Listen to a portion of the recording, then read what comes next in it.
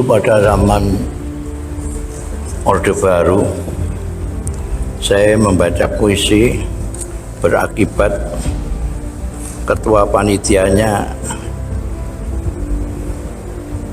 diamankan oleh yang berwenang. Saya pada waktu itu membaca puisi, katanya karena ada puisi yang saya baca. Padahal saya baca puisi cuma begini, kok hilang malah.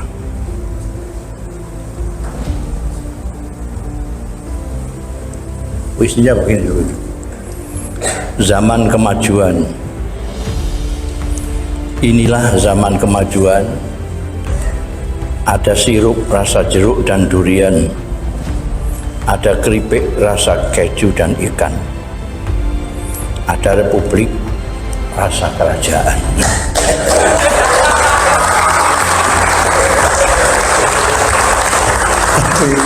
Malam ini saya tidak akan baca yang gitu-gitulah. Kiai Haji Ahmad Mustafa Bisri atau lebih dikenal sebagai Gus Mus menyampaikan sindiran terkait isu politik melalui syairnya. Sindiran itu disampaikan Gus Mus saat tampil dalam sebuah acara di Taman Budaya Surakarta. Dalam video yang beredar di media sosial, Gus Mus terlihat berada di tengah mimbar membacakan 3 bait sebelum mengawali penampilannya. Ada sirup rasa jeruk dan durian, ada keripik rasa keju dan ikan, ada republik rasa kerajaan. Puisinya begini dulu. Zaman kemajuan. Inilah zaman kemajuan. Ada sirup rasa jeruk dan durian. Ada keripik rasa keju dan ikan. Ada republik rasa kerajaan.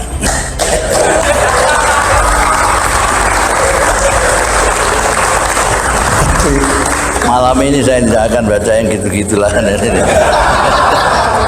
Memang belakangan diketahui bait tersebut dibacakan Gus Mus di acara bertajuk Silaturahim Indonesia. Gus Mus memang dikenal seringkali membuat puisi bernada sindiran terhadap situasi yang sedang terjadi dalam negeri.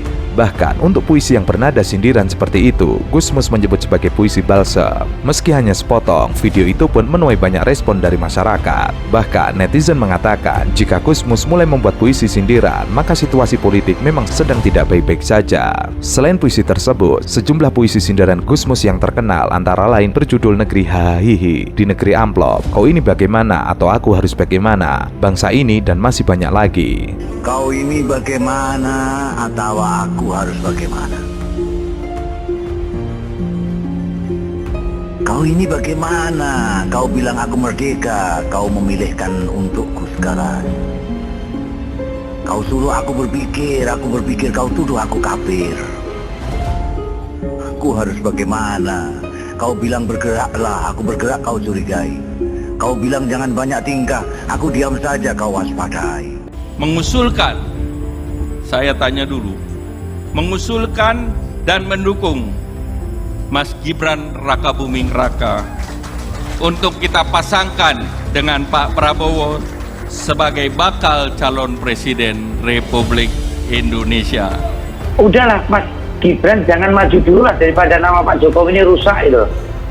Kok seolah-olah Pak Jokowi betul-betul menskenariokan berbagai instrumen kekuasaan ini hanya sekedar untuk mencalonkan seorang Mas Gibran, yang prestasi Mas Gibran sendiri kan wali kota yang sangat bagus, yang baru 2 tahun menjabat, dan Pak Jokowi 10 tahun yang luar biasa ini menjadi hilang hanya gara-gara pencalonannya Mas Gibran. Politikus senior PDIP, Arya Bima mengaku tidak ikhlas apabila Presiden Jokowi dan Wali Kota Surakarta Gibran Rakabuming Raka mendukung bakal calon presiden di luar partai PDI, termasuk Prabowo Subianto. Tidak hanya itu, Arya juga menyinggung manuver Presiden Jokowi yang beberapa kali menunjukkan sikap dukungan kepada Capres Koalisi Indonesia Maju Prabowo. Tapi yang kami sangat khawatir sebagai sesama kader Pak Jokowi Dodo, Mas Gibran, kami dari seluruh keluarga PDI ini kan ada kesan di akhir masa jabatan Pak Jokowi ini dipersepsikan lewat berbagai wacana publik yang ada di media sosial, yang ada di mainstream, di online, kok seolah-olah menjaga berbagai usaha kekuasaannya yang akhirnya disiapkan betul hanya sekedar untuk putranya. Kan ini bukan karakteristik dan cara Joko Widodo. Adapun manuver Jokowi makin terlihat dengan pergerakan politik kedua putranya, yakni Gibran dan Kaisang Pangarep. Untuk itu, Ari mempertanyakan ke Jokowi alasan dinamika itu bisa terjadi. Padahal, semua pencapaian sudah diberikan oleh PDI kepada Jokowi, hingga akhirnya menduduki kursi presiden. Ari pun mewajarkan pernyataan Ketua DPP PDI Puan Maharani yang menanyakan sikap Presiden Jokowi di pemilu 2024. Saat itu Puan menanyakan, Pak Jokowi masih mendukung Ganjar atau yang lain? Pertanyaannya harus ditanyakan ke Pak Jokowi, bukan ke saya. Jadi nanti tanya ya, kalau Presiden udah pulang masih mendukung Pak Ganjar Pranowo atau punya pilihan lain ya, tolong ditanyakan. Saya juga mau tahu jawabannya.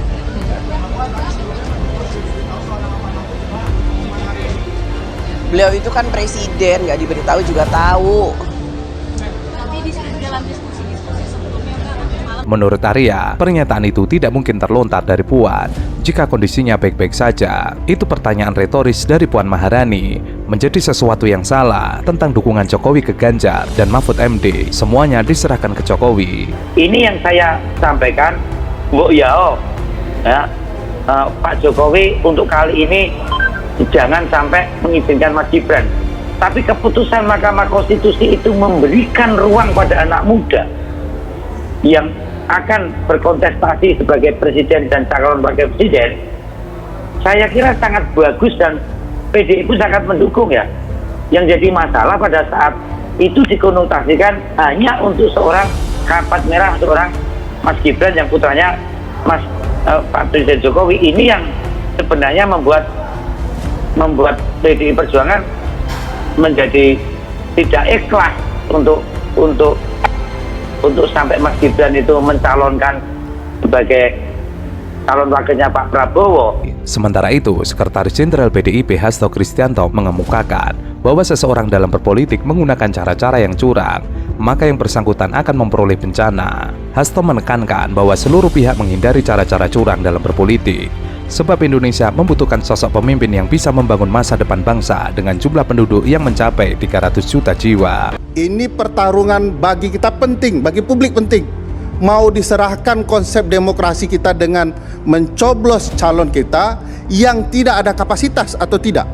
Saya harus jujur mengatakan partai politik kita punya masalah serius dengan ditempatkannya Gibran sebagai calon wakil presiden.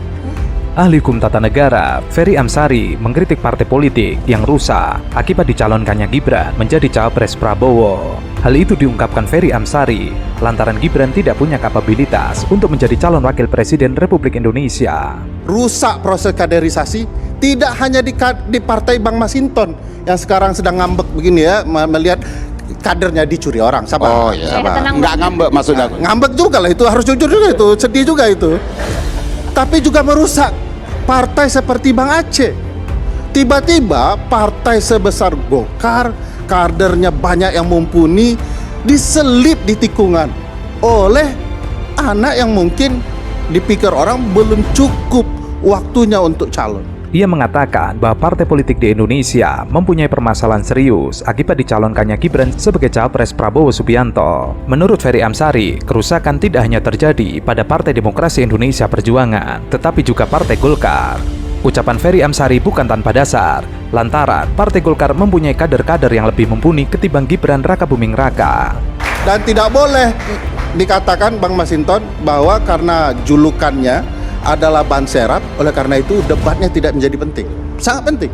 Sebab suatu waktu kalau ban utama rusak dalam hal ihwal yang kemudian membuat dia harus digantikan calon presiden, kalau kapasitasnya tidak sama atau mendekati, hancur negara ini.